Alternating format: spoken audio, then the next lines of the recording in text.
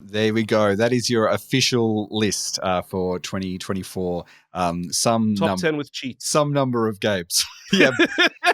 Let's not call them cheats. Let's call them bonus levels. Let's go for that, shall we? I think that's a bit kinder. And modifiers. And now we're going to get into the new game plus area where you've selected about 500 other pieces of music for us to listen to. All right. SIFTER.com.au. Hello and welcome to Lightmap from SIFTER, our video game industry interview show. I'm Gianni Giovanni, and today, pop our headphones on and settle in for a journey back through the best soundtracks of 2024. Meena Shamaly from ABC Classics Game Show joins me once again. Let's go. Join the SIFTER community on Discord at sifter.com.au/Discord. So one of my favorite things each year is when Meena Shamaly sends me a big list of tracks that have made a massive impact. These games might not be winning massive awards, though a lot of them do, of course. But, every single piece of music you're going to hear has made an impact on Meena's heart. Meena Shamaly, who's a composer, musician, Australia's biggest oud fanboy, really loves video game soundtracks, so much so that every year I've asked, and this is the third time we've done this, I say, hey, give me a top 10, and I, no joke, get double or triple of that. Come on, mate. Welcome back to Lightmap. You haven't learnt your lesson yet. And I never will, because it is not my fault. It is the fault of the multitude, the plethora of composers creating all these amazing works. If they would just stop being so good, I just have an easier job. You're in the right job, definitely, because it's like you just love so much, and you can find an entire year of great music to play gaming soundtracks on Game Show on ABC Classic, which you can find on your podcast players, on your radio as well. So a lot of really interesting things to listen to, and often quite interestingly themed as well. You've picked in, I think you did search action Metroidvanias at one point late last year, so you can go and have a listen to that. I listened to the Final Fantasy ones that have been in there, all of your favorite interesting sort of themed collections. Meena, to start us off, I guess have a think back, in the broad sense. What has it been like making the show this last year, 2024, when it comes to putting that sort of program together for radio? I think it has been both harder and easier than it has ever been, because my own knowledge of what is out there has expanded.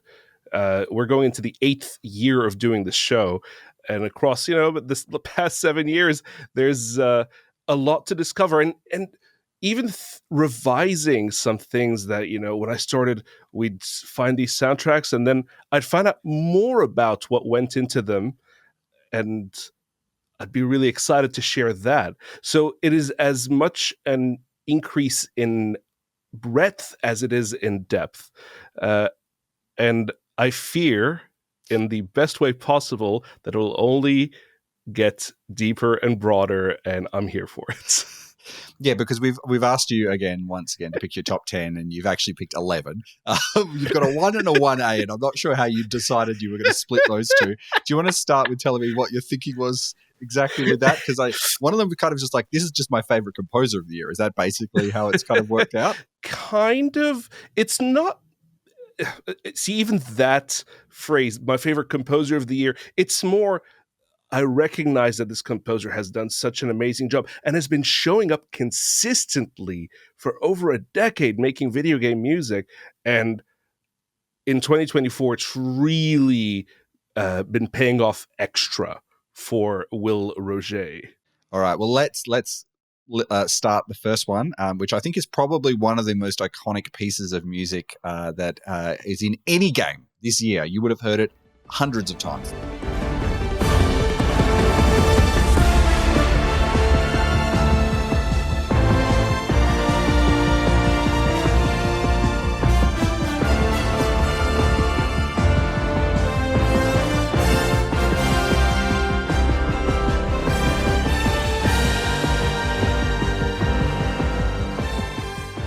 Helldivers 2, what a theme.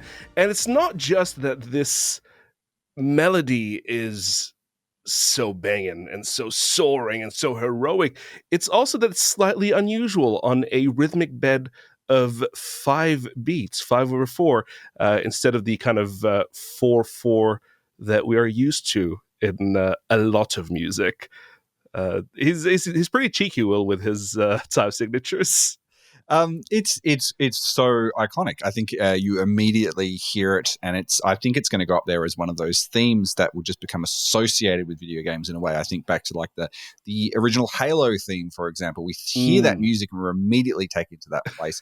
What is it about this particular one that you think has really connected with not just people who love music who are soundtrack fans, but just everyone who plays games? The thing about comedy in a context like this is that the context creates comedy, but everything happening within that story, within that context, is serious. So this is a seriously heroic theme. If you didn't have it in this kind of Starship Troopers video game satire, it would just be a very empowering piece of music, as is that entire score.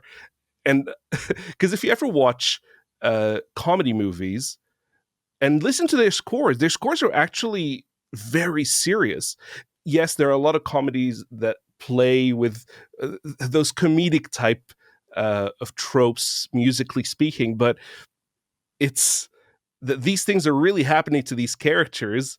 It's funny, it's silly, it's satirical, it's commentary, but there's a sincerity that is required, and Will Roget can write a sincerely amazing tune. All right, let's have a listen to another one of the selections from the same composer, this one from a very different sort of game and having a very different sort of sound.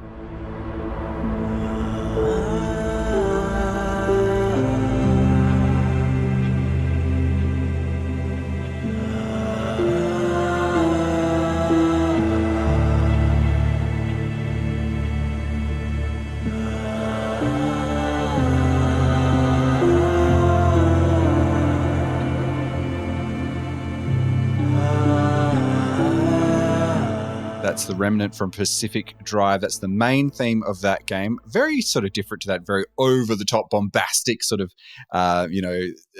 militaristic sort of theme from Helldivers 2. And, I guess shows the variety of different styles that Will Roget can pull off in one calendar year. For sure. And what I really admire about this this whole score, it is understated. And as you hear, Will Roget can do the overstated thing and the understated thing. He's a master. He is a master in what he does. And what also draws me into this score is that human voice that you hear in that theme. It's the voice of D'Anthony Wooten, who is another video game composer. If you've been playing Dave the Diver, he is one of your melody makers in that game. So to see this crossover of two amazing musicians coming together onto this theme, I'm in for it. And now let's have a listen to something else, which I think has to interestingly sit in a sort of a sonic world that we are very, very familiar with, and goes and remixes that in an interesting way. This game and this soundtrack was one of my most surprising favorites for the whole year.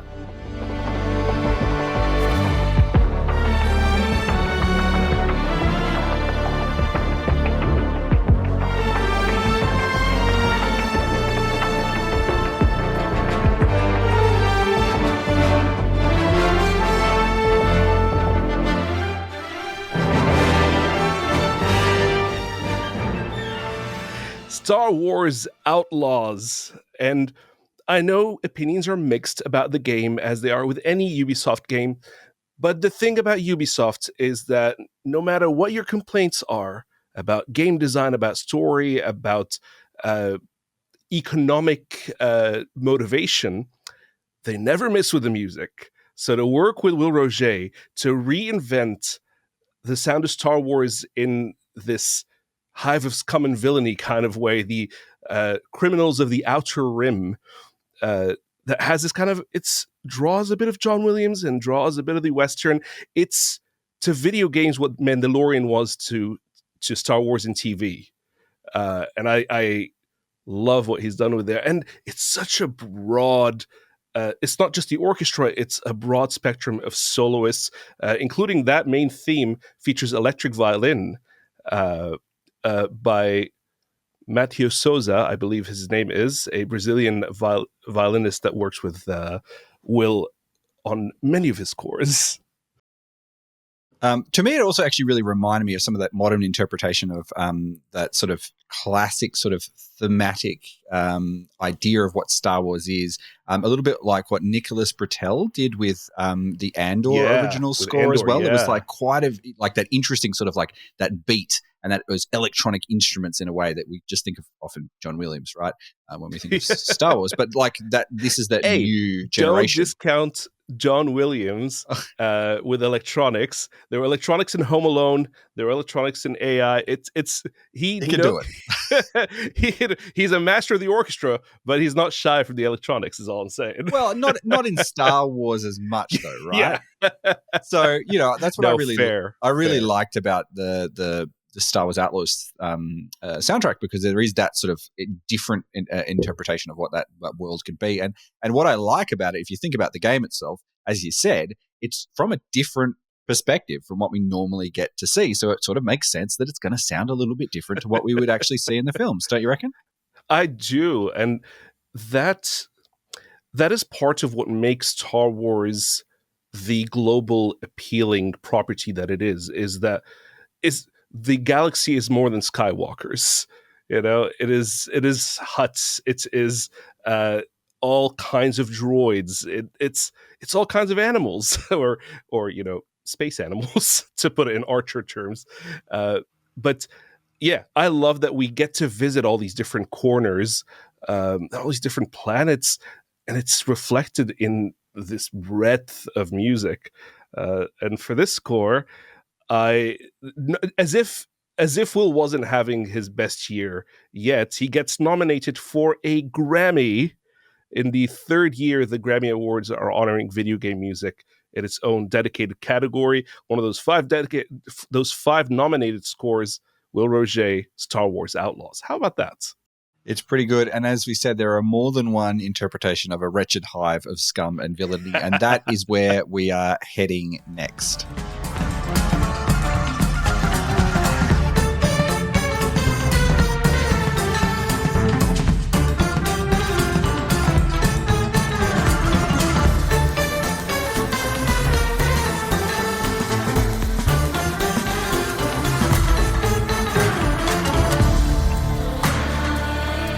Music from the cantinas around Star Wars Outlaws. That is by Cody Matthew Johnson. And actually, before I get into that, I would be remiss if I did not mention the composers John Everest, Brendan Williams, Katsuma Jinuchi, who had worked on Star Wars Outlaws with Will Roger. And Katsuma Jinushi had worked on Halo. John Everest had worked on BattleTech and Lamplighters League. And Brendan Williams had worked on League of Legends with Riot Games. So a massive team. And coming onto that team, sort of like parallel teams, Cody Matthew Johnson crafting the world of the cantinas by inviting all his best friends in the music sphere to become all these fictional bands. And cantina bands are more than kind of jazzy bops. This was a jazzy bop. This one had a bit of that, yeah. What else is it? It's really cool, and I really like that because those different places that you visit are quite different. Obviously, some are more familiar when you go back to those locations that you've been to, but quite a few we haven't actually seen in the Star Wars universe as well. So, of course, it makes sense that the idea of that home planets soundtrack is, it is unique and it's interesting. Shall we listen to another one?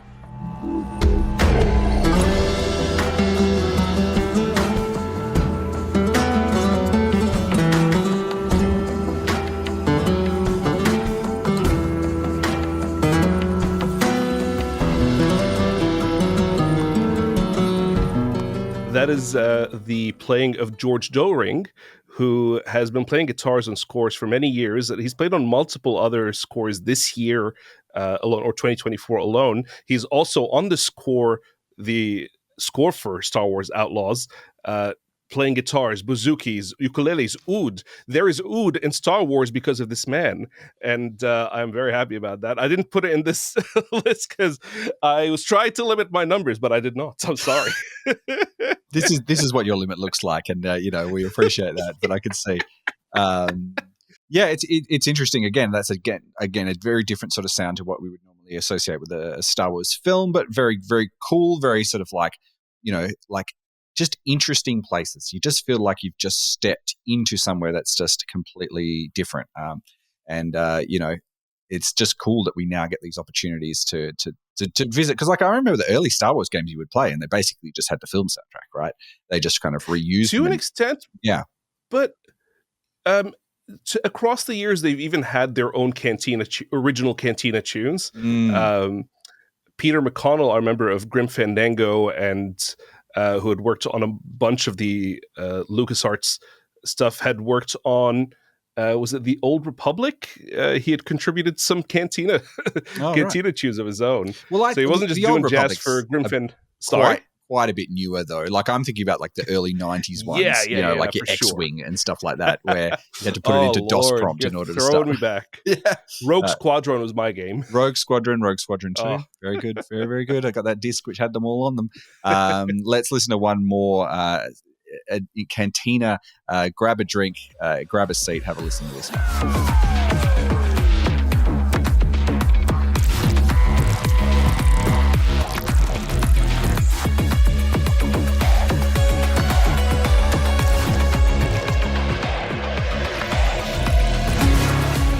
What's an exogorth? Because we're inside I will have to assume from this sound, I'll have to assume it is something that crossed over from Cyberpunk 2077 right into this. Cyberpunk Star Wars, I think we kind of have that, but I think we could really go even further into that.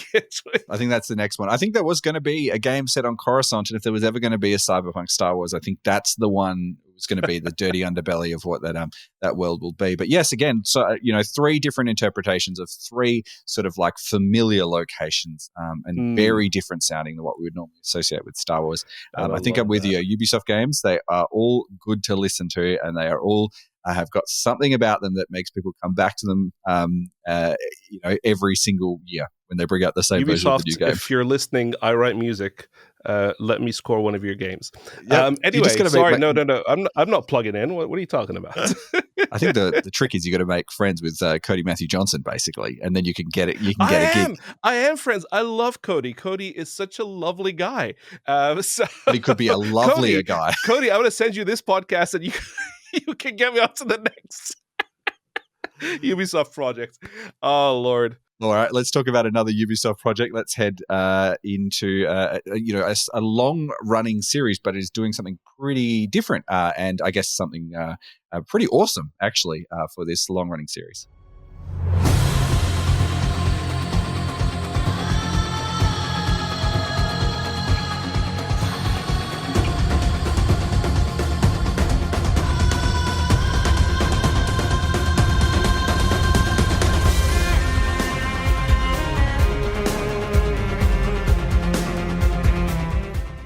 Prince of Persia: The Lost Crown. Metroidvania in Prince of Persia, and the score by Gareth Coker and Samarad, who's also known as Mentrix. And I think this is the first time that a Prince of Persia game has had an actual Persian composer that is in Mentrix. Incredibly cool. And this isn't to say that Prince of Persia scores have been in any way negative up to this point. They've been amazing, and the composers who've helmed them have really, in many different ways, had a beautiful interpretation of this vision of Persia, of ancient Persia and Persian mythology.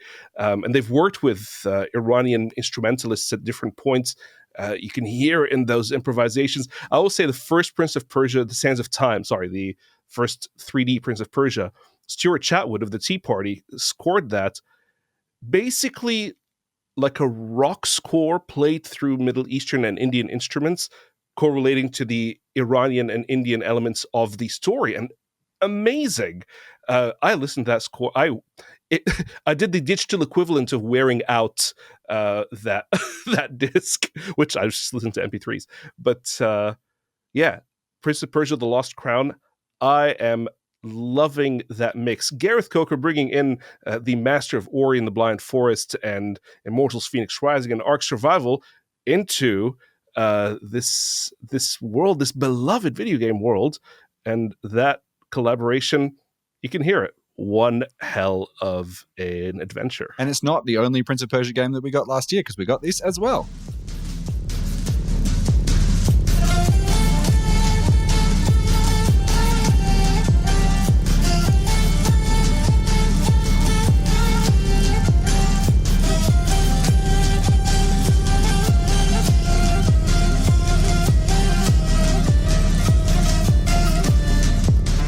The Rogue Prince of Persia in early access in 2024, but again, a lot of early access scores are being released, and similar to The Lost Crown, with an Iranian composer taking the helm. But as you can hear, a very different result, like full-on electronics with very traditional Iranian instrumentation and musicality, and this is what drew me in, because before video games, I was always intrigued by this mix of electronics and experimentation with traditional elements.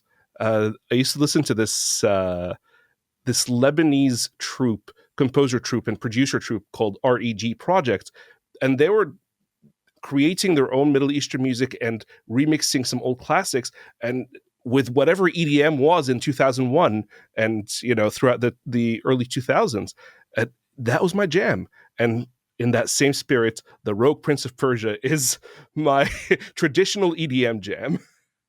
It's Dani Asadi. It's a banger. You just put it on when you just need to sit down and write something. You can just be like, just get on with it and go. Let's go.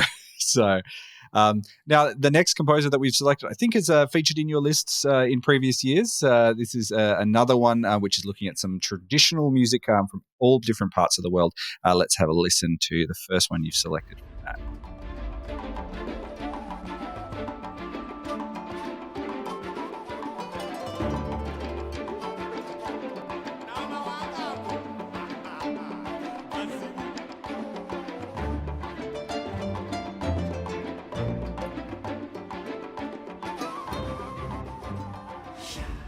I feel like going on an adventure. How about you? Absolutely, an adventure into African Bantu mythology with Tales of Kenzera, Zhao, and the compositions. I can't talk. The compositions of Nanita Desai. What a game! What a story! Grief, mythology, adventure, all in one. And if you're familiar with the backstory here, Abu Bakr Salim, who is the voice of Bayek in Assassin's Creed Origins, he created his own studio, created this game to process his grief over his father. And to do it in this magical way and in collaboration with Nanita, my God, had the pleasure of interviewing her across 2024 on the game show. And what a wonderful, sensitive composer. And she's been working on documentaries and a lot of TV and film, but she is doing more and more video games. She did a Call of Duty in 2023 as well. Such a brilliance of all the things she's capable of. And to celebrate African musical tradition in this way, brilliant. And have a listen to the choir on this next one.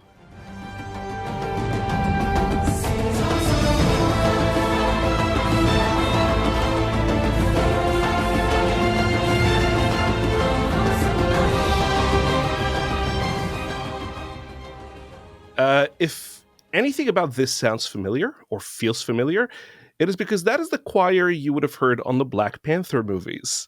That's cool. Vocality, Yeah. it's actually one of two choirs. The other choir is a bespoke ensemble that Nanita put together in Johannesburg in South Africa. Johannesburg in South Africa. And you kind of mix both of them into these beautiful celebrations. Honestly, like, I love when composers approach a culture that isn't their own and produce a very celebratory score in a way that I like. Abu Bakar seems to have loved this score and champions it, and anyone who's kind of been on the team of the cultures represented seem to only have positive things to say. And I can lay claim to being African through the North African Egyptian thing, but really it's a very different sound. But I love I love a score that is a portal for curiosity. And if you're curious about what African musicians, and I say Pan-African because I'm not entirely sure where the specific regions of all these are, but you can start to kind of look at the work of each of the different soloists and each of the different choirs. What are they doing? And then what else do they do? What else can a traditional kind of Pan-African sound be? Honestly, that's one of my favorite things quite often when you go and find out one of the musicians or one of the composers from a particular piece of music, and then you just go and see what else they've done. Particularly, as you said, if they're ones who are making more traditional style music and have now moved into a slightly different area. I remember even like when the League of Legends brought all those like K-poppy sort of soundtrack songs that came out, and then like one of the singers on that was Madison Beer, and I just happened to be listening to the radio, and I was like, oh, that sounds a lot like KDA from the thing. And then I was like, there you go. So those little connections that come and they just expand your musical knowledge. It's one of those fun little adventures that you can go on. Now we've got a couple of Australian games that are in the list for this year, and we're going to head off to the first one of those right now with something which is going to be pretty powerful, pretty brooding, I think.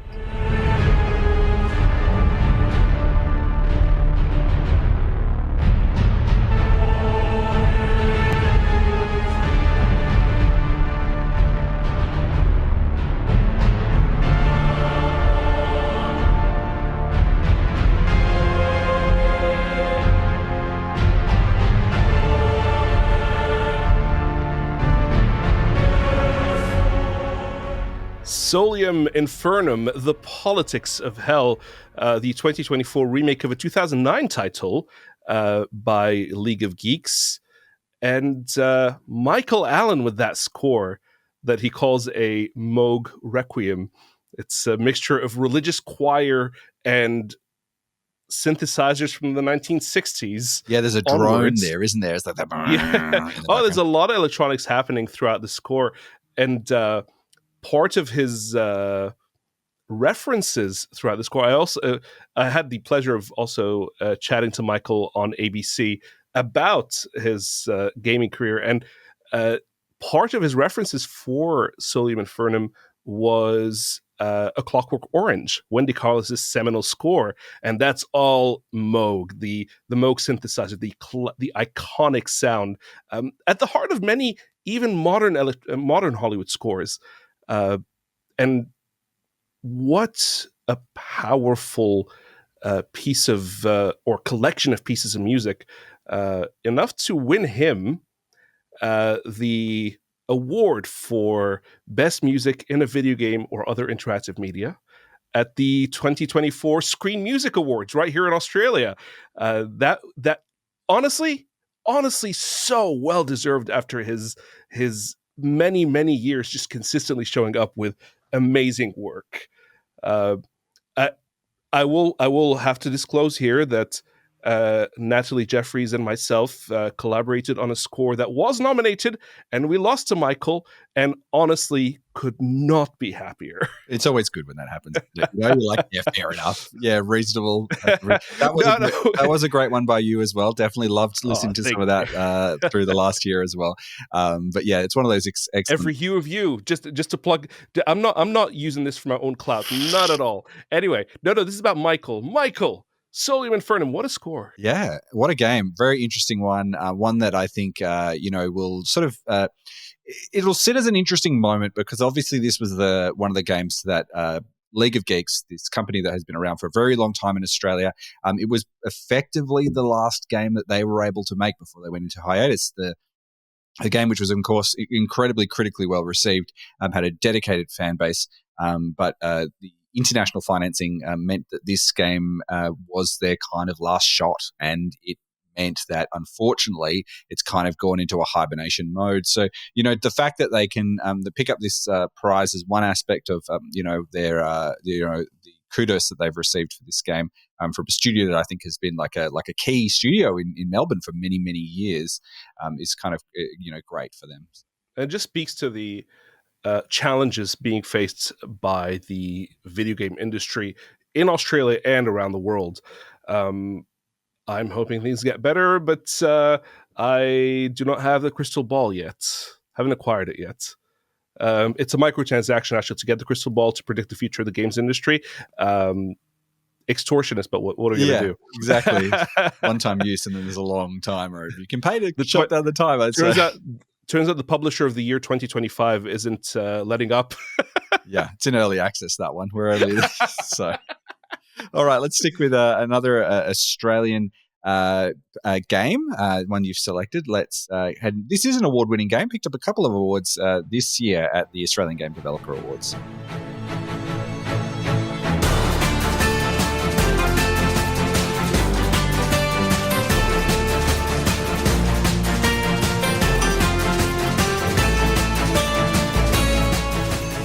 There's a couple of reasons I love the music of Max Mustard.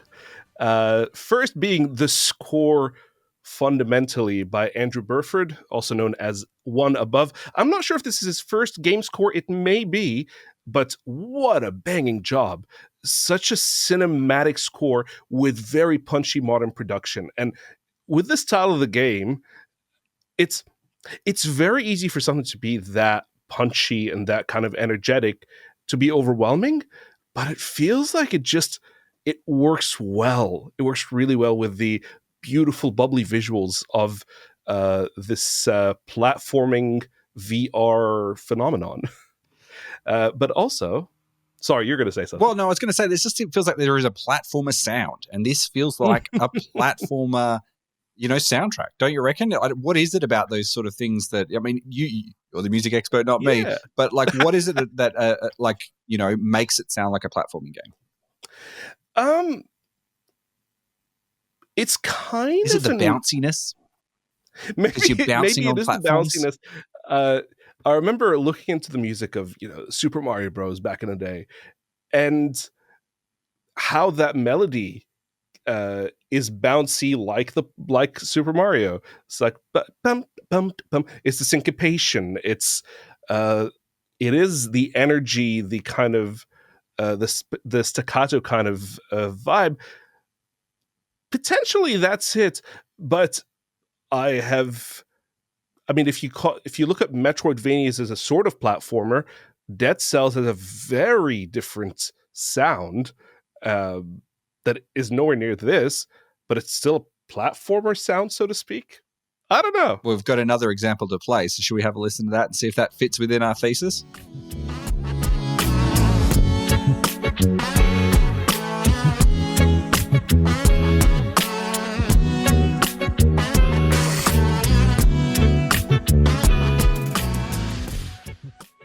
How many instruments do you hear there, Gianni? What did I hear there? I heard at least 3. There was that sort of like wah, wah, wah, wah. And then I heard I heard some drum in the background. Mm-hmm. And I think, at least, what else? How many are in there? Go and tell me. Some backing synthesizers, some bass lines. Yep. These are all the product of one human mouth. The mouth of Tom Thumb, one of Australia's premier beatboxing phenomenons and legends.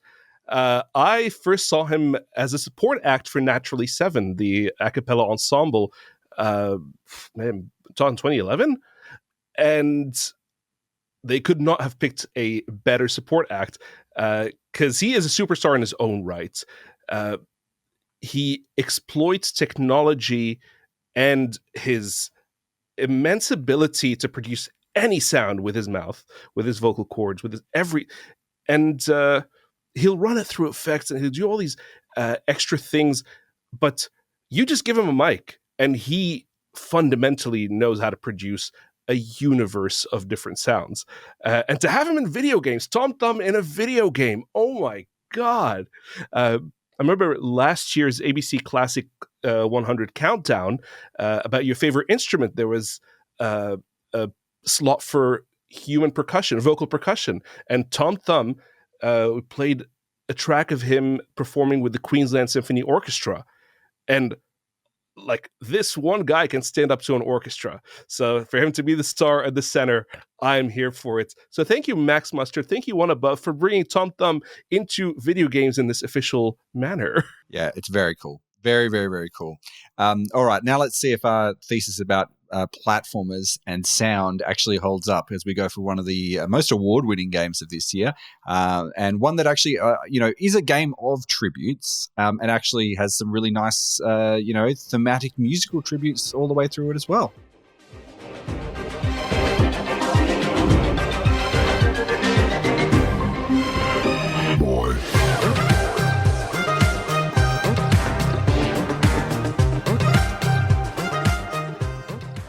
My favorite drop of 2024, Kratos, Christopher Judge saying, boy, into Astrobot, into Bot of War, where composer Kenny Young reimagines Bear McCreary's iconic 3 notes of that 2018 God of War and God of War Ragnarok.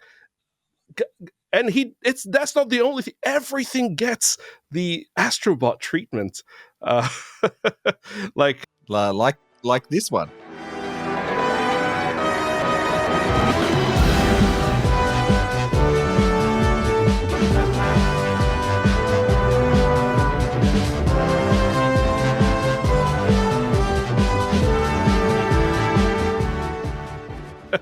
Uncharted, the game series, Nate's theme from Uncharted by Greg Edmondson, reimagined through the lens of Kenny Young. And really, the music in the way it's constructed tells you of the tribute that is being paid. It tells you what the game has done. Like, you can just not listen, you can not even look at the game, and you might be able to imagine it from the sound alone. It's like, how does Nathan Drake get reimagined in this story? Bouncier. He gets reimagined bouncier, exactly. Yeah.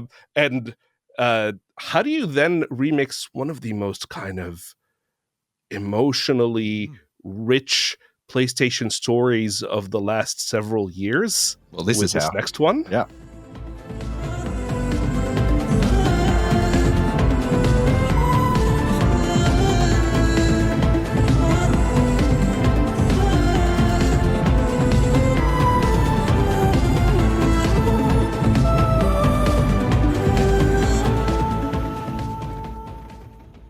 I think remix is right. It sounds like it's part of a DJ set. Absolutely. And honestly, so the voice of Julie Elvin and the score to Horizon Zero Dawn and Forbidden West, they're getting a real workout in 2024, because you had it in Astrobot, you have it in the remastered Horizon Zero Dawn, you have Lego Horizon.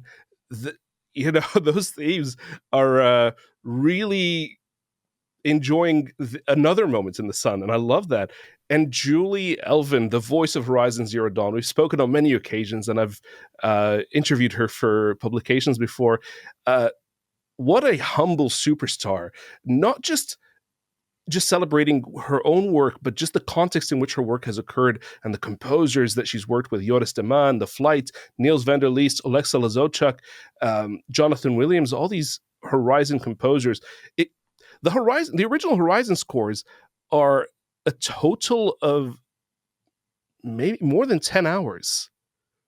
Like 4 hours but more than 12 hours, 4 hours for Zero Dawn, 8 hours for Forbidden West. Then you got the DLCs as well. But to bring it back to Astrobot, This is all in celebration of Kenny Young, and it might be it's great to celebrate what he's reinvented, but it's also to celebrate his originality. His Astrobot theme is wonderful.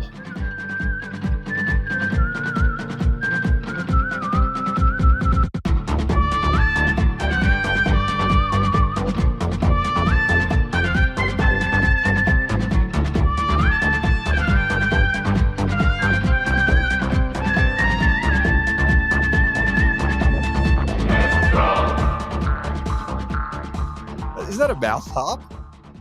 Is that what it is? Yes, I'd imagine that. Yeah, it sounds like it. There is a plethora of different instruments that Kenny employs here, and yes, this also sounds like a tribute to the spaghetti western and the work of Ennio Morricone, but it is a remix of his own original themes that he's written for Astrobot across the years, and to have that be kind of your home hub, the crash sites. As I went out on Twitter /X, my God, what do we call it now? And I said, oh, like, I love that mix of, Ennio Morricone and EDM. And Kenny responds, you mean Morricone DM? And I was like, yes, oh my God, my guy, you're here for the puns. I'm here for you. I love composers who do puns.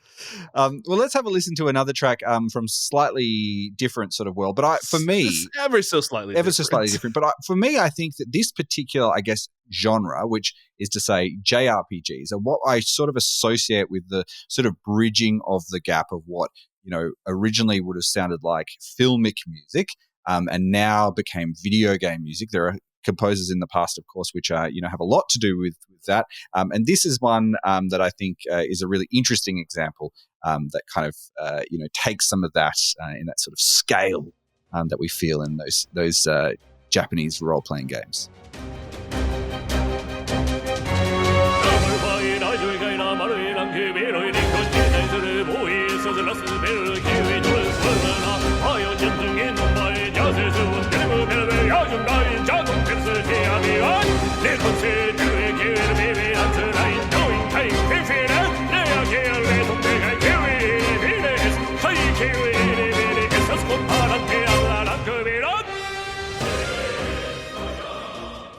And a translation of that one, please, Meena. I unfortunately have no translation to the words, but I have a translation for the spirit of it. This is the music of Metaphor ReFantazio, however you pronounce that. I'm not entirely sure how the game pronounces its own name, but Shoji Meguro creates an incredible score like he's done for all the Persona games, right?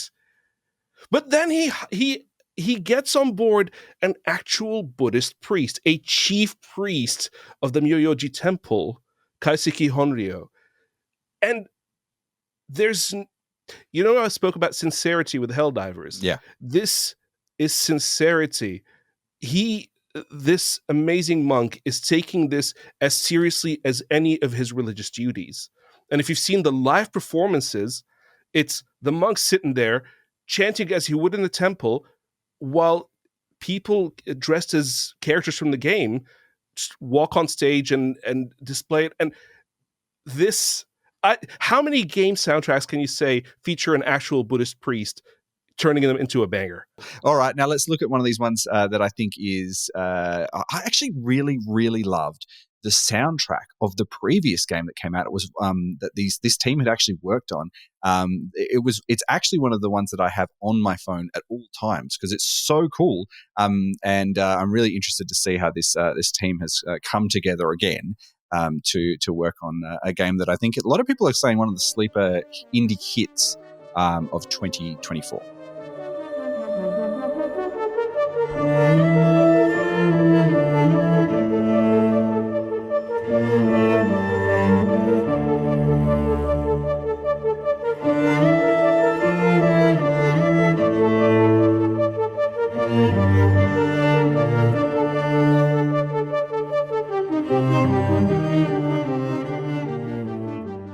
This has a really fun title, Lorelei and the Laser Eyes. It's rhythmic, it's beautiful, and this soundtrack surprised me. Not that it didn't surprise me because I expected less. It's because I didn't know what to expect.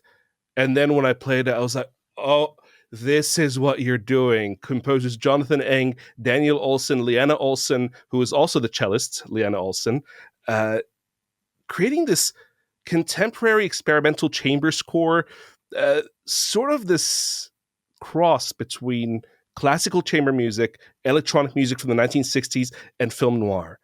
And this is just a very small slice of what to expect in that score. And I haven't played the game. I don't think I need to understand how brilliant it is. I think you should play the game. This is a good one to play. If you're going to play one of them, because I know you do generally play about one game a year. So I reckon maybe give this one a go. Oh, but this is... So there are some scores, very few scores, that when I hear them, I'm like, this is the kind of thing, if I were going to a contemporary classical performance that embraces kind of like post-20th century experimental ideas and tries to push them, this would be something I'd go to. Not necessarily in like something like a Hamer Hall or a Sydney Opera House, but more like a Melbourne Recital Centre. In one of those halls, I don't know how to. This is the only way I can describe it. It's like a mid-sized concert venue for contemporary classical music. This is what I'd be listening to, I think. Lorelei and the Laser Eyes. If you haven't gone back and listened, so the previous game is Sayonara Wild Hearts, which has like this sort of like very pop music aesthetic that kind of interprets, apparently a bit of Sia, a bit of Churches, a bit of Carly Rae Jepsen, but also incorporates a lot of Debussy's Clair de Lune as well, which is like runs through the whole way through it. So again, one of these soundtracks that I really love and really interesting ones to listen to. And there are some genuine pop bangers in that one as well. So pick that soundtrack up. I reckon that game you could get for next to nothing. It's definitely one of the most interesting ones from an interesting team. That's my homework. There you go. You've got 2 games to play now. So all right. So we are nearly at the end. We've only got a few more to go. And now we're going to go for something which I think is a little bit different and I guess a bit melancholy in its title. But let's just have a listen.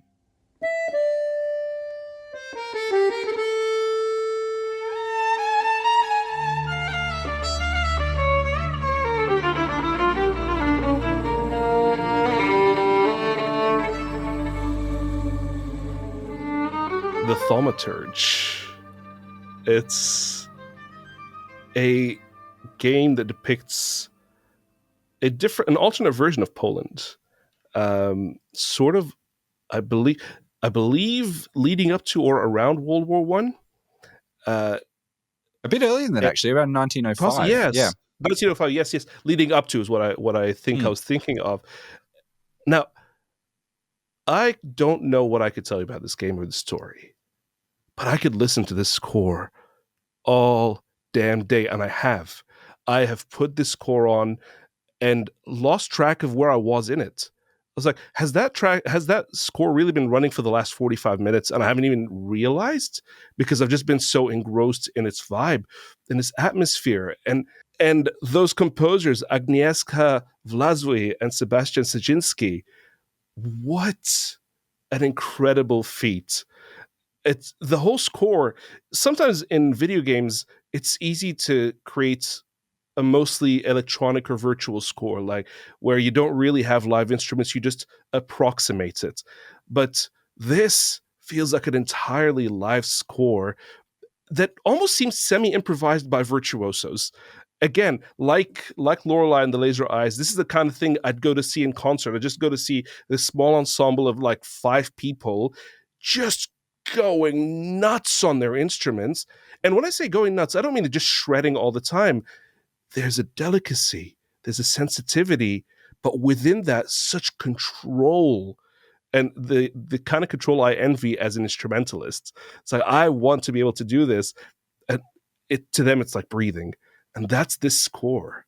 And the Thaumaturge, they do explain within the context of the story that it means the miracle worker.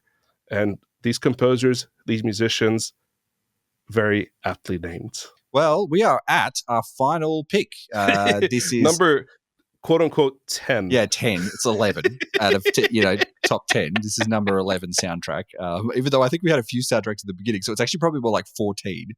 So there you go. Anyway, this is the last one, and this one I think you probably would tell me if I'm wrong. It sounds more likely to appear in the standard playlist of ABC Classic than we would find on the game show, because this feels like it is, heading into that direction. So let's have a listen to this musical piece from a musical themed game.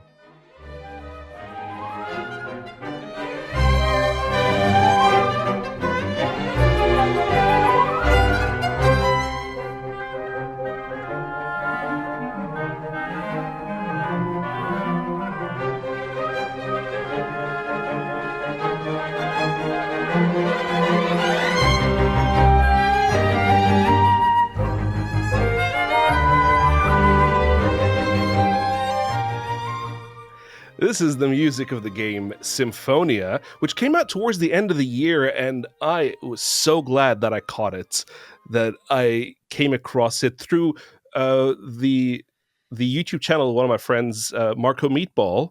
If you follow him, he's an opera singer, a retired opera singer who spends his time analyzing and exploring video game music with his audience through YouTube. And so he was raving on about Symphonia, and I was like, what is this? Why haven't I heard of this game? Or I'd heard a bit of this game, but my God, I am so glad I came across it. Those composers, Olivier Esman, Lou Corrier, and Alexandre Bucca-Francais, what a brilliant tribute they've created.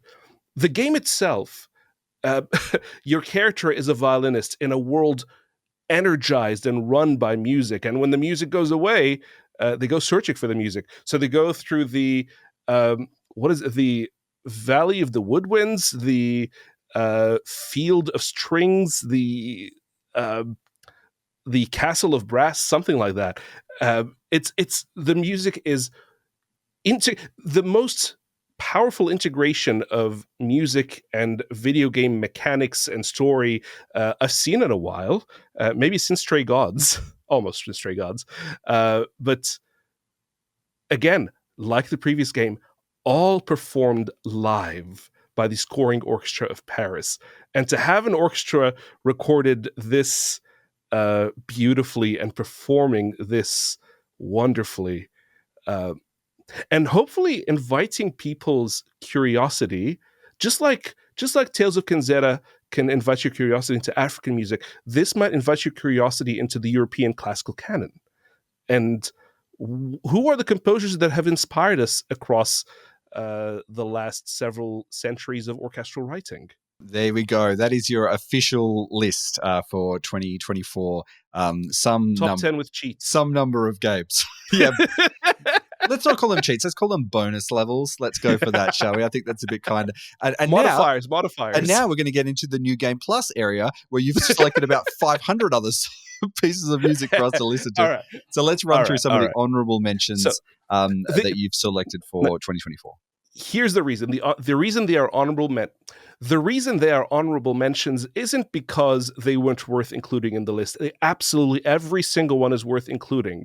But because someone put a limit on my numbers, I just had to say, well, okay, if I'm going to focus on something, I'm going to try to focus on something with maybe a more unique talking point. But these soundtracks, big, massive things, but I'll run through them real quick. Here's what we talk about. Final Fantasy VII Rebirth, Nobuo Uematsu. It's a reimagination of an already beloved game and an already beloved score. We have loved Final Fantasy VII since 1997, and every time it's been reimagined. So worth mentioning. We all love it. We all know it.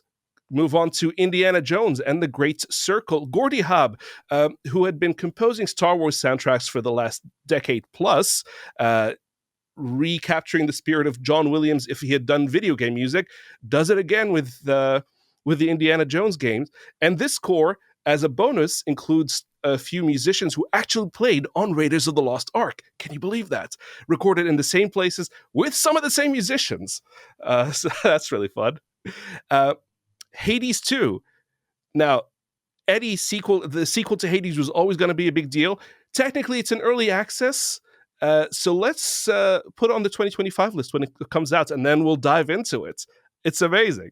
Darren Korb, Ashley Barrett, Erin Yvette, and Judy Alice Lee on a lot of these tracks. No Rest for the Wicked, Jason Graves featuring Judith De Los Santos, also known as Maluka, on vocals. Also in early access, even though there's a 3-hour score available to enjoy. So let's put on the 2025 list. But I will take any excuse to feature Maluka. She's been doing amazing since reimagining the music of Skyrim with her voice, and all the video game composers have been working with her and should be working with her. Jason Graves has worked with her multiple times. 2 sequels, Senua's Saga Hellblade 2 by David Garcia Diaz featuring Heilung, and Frostpunk 2 by Piotr Muschau.